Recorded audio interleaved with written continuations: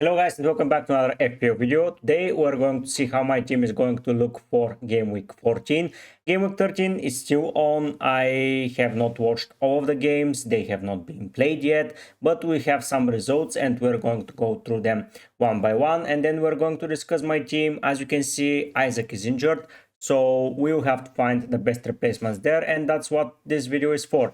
Showcasing my team selection and giving you the best replacement for Isak. I'm not going to do the transfers right now because we still have games left, and I plan to do those transfers on my deadline stream, which is going to be on Tuesday. So if you are new around here, you can subscribe, you can like, you can do all those amazing stuff, and I hope that you're doing pretty well. Now let's move down into the results. After the Brighton and Southampton 1-1, we started the week with a Brentford Leicester 4-1. Leicester scored the first goal via Buonanotte, but then it was Brentford. Shade with a hat-trick. It was not expected. I did not expect him to start though, but at the end of the day, he started. Wissa then scored, he scored the first goal though, so yeah. Collins, Damsgaard and Shade with assists, so Shade with 3 goals and 1 assist. Amazing numbers. Not a lot of saves. The bonuses Shade, Wissa and Buonanotte. Shade with an amazing score. I think that he got 23 points. That's absurd amount of points, but yeah, we move up. Whoever got him, congratulations, you did pretty well. Moving into the second game, it was Palace and Newcastle, and honestly, this is one of the dumbest games that I've seen in a while. Nothing amazing happened, nothing solid happened. Munoz scored after missing 2 sitters. Assist by Gay scored an own goal, and then Gordon scored, assisted the own goal. Yellow cards for Gay, Gordon, Willock, Lerma, Mitchell, and Wilson. No, not saves. None of the saves were made by Henderson. Pope made 2, and at the end of the day, Munoz scored 3 bonus. Understandable. Burn scored 2 without an attacking return, but it is what it is. And the biggest surprise for me was Gay. This guy scored an own goal, got a yellow card. Yeah, he got an assist, but bonus point? Come on, it's pretty strange, but honestly, this game was so boring that I almost fell asleep. Nottingham Forest, Ipswich, Wood scored. Wood is amazing. Whoever kept Wood, congratulations, you did well. Jota Silva with the assist, some yellow cards left, right and center, some saves, sales, keeping a clean sheet, then a bonus point for Wood, Aina and Murillo. Pretty solid performance by Nottingham Forest, and they are a force to be reckoned with. Next up, we've got Wolves versus Bournemouth 2-4. It was a pretty strange game. It was 3-1 in the 15th minute. Kluivert scored 3 penalties. 3 freaking penalties. I don't know what's going on with Wolves and their defense, but that was awful. Evanilson 3 assists, Tavernier with an assist, so Evanilson is getting those good attacking returns: 12, 8, 7, 8, 5, 9, some pretty solid numbers for a player of his status. Kluivert, the penalty taker, Stratwansen scored the 2 goals for Wolves, and he got the 2 bonus points, so forwards scoring goals equal good numbers. Elsewhere, a lot of yellow cards. Thankfully, 8 Nuri didn't receive a yellow card, and he will be available for the next game. Bonus went for Kluivert, Strand, Larsen, and Evanilson. The final game of the day is 2-5. It was goals scored by Gabriel, Havertz, Odegaard, Saka and Trossard from Arsenal's point of view, and Wan-Bissaka and Emerson scored 4. West Ham, the assists for West Ham were Paqueta and Soler, while for the Arsenal it was Trossard, Gabriel and Saka with 3 assists. Honestly, Saka is just amazing. I think that it was a mistake not to go for him on my wildcard, and soon I'm going to fix that mistake, and spoiler alert, I'm going to find a way to fix it. The issue here is that Gabriel got an injury. We don't know the extent of it, and he got subbed at halftime. And the other bad thing about the day is that Isak got an injury around the 30th minute. So Gabriel and Isak are probably now injured and will miss game week 14. We don't have any updates yet, but for Gabriel, in yesterday video I got replacements for Konate. If you want to look for center backs or defenders in general, you can go and leave it and look at it, but today I'm going to be looking at forwards replacement. Tomorrow we have 4 more games that we need to resolve and we need to see. For now, we're going to continue doing it that way. Moving into the transfer page of my team. As you can see, this is my wildcard, and I already have a lot of issues in it. Konate, with confirmed injury, probably will be out until mid-January. Isak with an injury, and Wings probably will be coming back pretty soon, and hopefully he will be coming back pretty soon, because those injuries, I cannot catch a break. Now, Gabriel as well, knock. I don't know what's going to happen with him, but please, if you want some defenders recommendations, go and watch the other video for this week that I've already made, my early tips video. There I do a pretty extensive research around defenders, so for players you might want and go and pick up. Now, my plans for the future week is to sell Bruno Fernandes regardless of what he's doing, and I'm going to go for Saka. 10.3 million, I missed him at 10.1. That's my mistake, and I will try to resolve it as quickly as possible. Those 31 points are going to hurt so much when you look at it. Yeah, from those 98 points, I got the 16-pointer here and the 3-pointer here. That's it. Pretty bad from my side, but yeah, Saka has been doing amazingly well. Arsenal are gaining some momentum, and I think Saka is going to be the most popular transfer before game week 14, even though he faces United. After that, Fulham, Everton, Palace, Ipswich, Brentford, Brighton, Spurs, Villa, and Wolves, City, Leicester. Like, I'm not willing to sell Saka for the foreseeable future. We'll see how it goes, but yeah, for now, I think Saka will be doing an amazing job going forward. Yeah, no player is going to deliver every week, but Saka is pretty damn close with those 16 returns in 13 game weeks, of which he didn't play in one of them, and in the other he played 45 minutes. So I would say 11.5 games with 16 returns.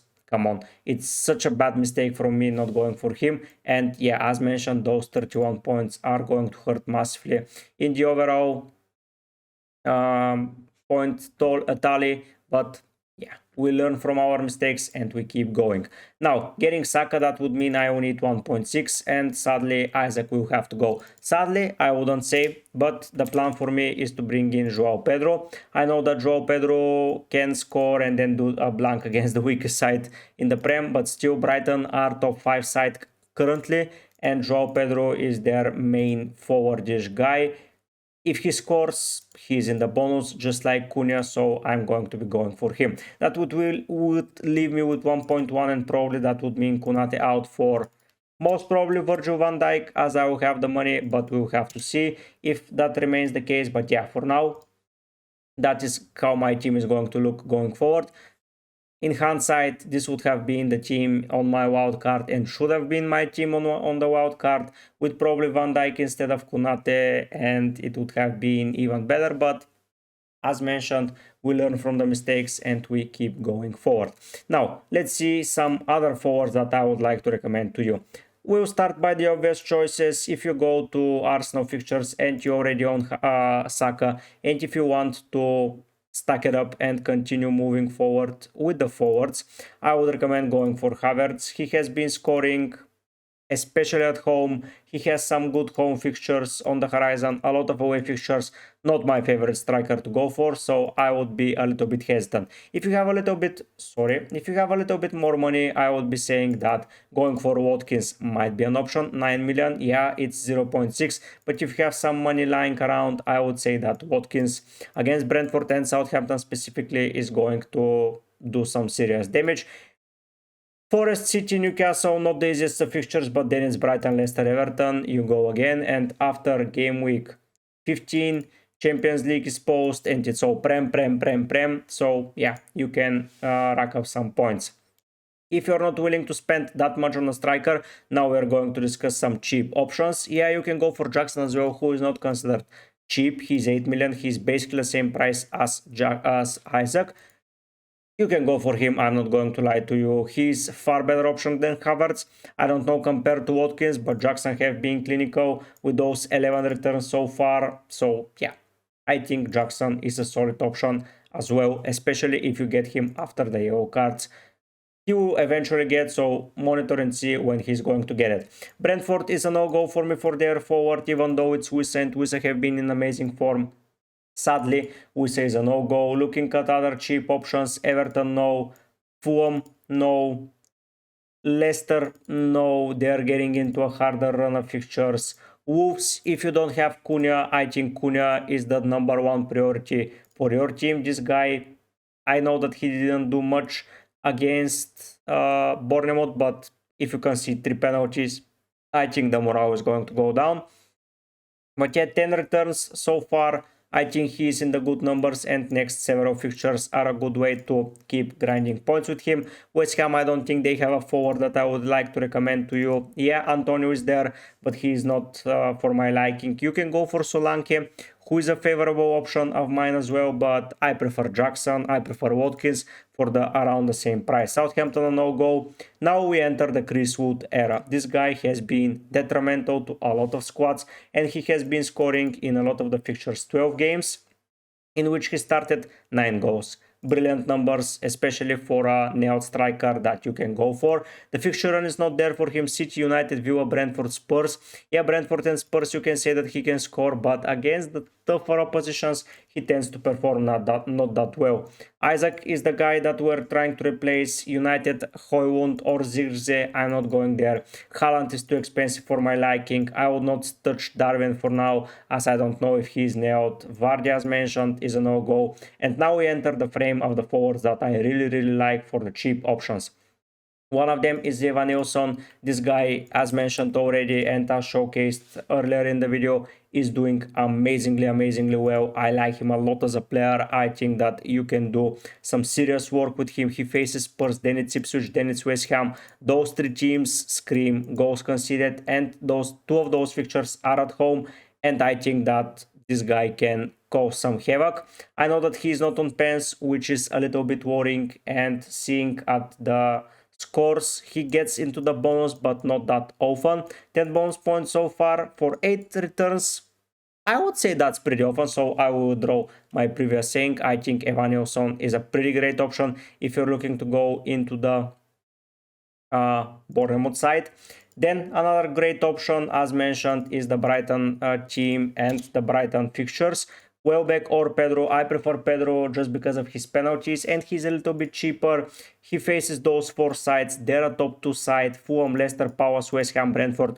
Those teams are leaky. Then you can bench them or sell them for Villa, Arsenal, but then you face Ipswich, then you face Everton, then you face Forest, then you have Southampton, Bournemouth, Fulham, and Joao Pedro has showcased that he can score against anyone. So if you're looking for a Brighton player, I think Joao Pedro is your guy, and you should be looking at him to go for. Wood we already spoke about, Evan Nilsson we already spoke about, Joao Pedro we've already spoken about, and Cunha we already have spoken about. Those are the 4 cheapest options that I prefer. So if I have to order the players in the way that I like them, in first place is Cunha. This guy is mentally good. He's so strong, and I think that he is going to cause a lot of issues to the opposition sides. Then it's Watkins, my number 2 pick. I think he's great, and I think he's amazing. If Jackson gets rid of his 4 yellow cards pretty soon, Jackson is in 3rd place. I could not afford him, but at 8 million, this guy is a beast to be reckoned with. In 4th place is Joao Pedro, who is on pens, and Brighton are a good team to consider. And on 5th and final place is Evan Nilsson. I think that those are the top guys that I would consider as best replacements for Isak. I will get Joao Pedro, as he will enable me most probably to go to Virgil as soon as possible and have the best defensive options there. Looking at the team that I will be picking, Darryl Shea means he will be starting. I do not expect anything of him, but I'm not starting Ho against Liverpool. I cannot be bothered to go there. Everton and Manchester United for Timber and 8 Nuri. Sanchez faces Southampton, so maybe some returns will come my way soon, because I wanted to wait until the the end of the video and showcase my points so far. And yeah, I've got 8 points. That is the lowest points tally that I've got after a first day, coming from 6 of my players. 0, 1, 2, all of my defense combined got 3 points. My midfielder so far 2 points, my attack 3 points. This has been the worst week I've ever faced and I ever seen, honestly. I don't know what happened. I thought that this team was solid. I got Mbumo against Everton and Leicester, and he did not have a shot in both of those games. I've got 3 midfielders haven't played, we'll see 8 Nuri against Fulham and Bournemouth conceded a total of 5 goals. Lewis Hall conceded at the end. Timber, 2 goals conceded against West Ham.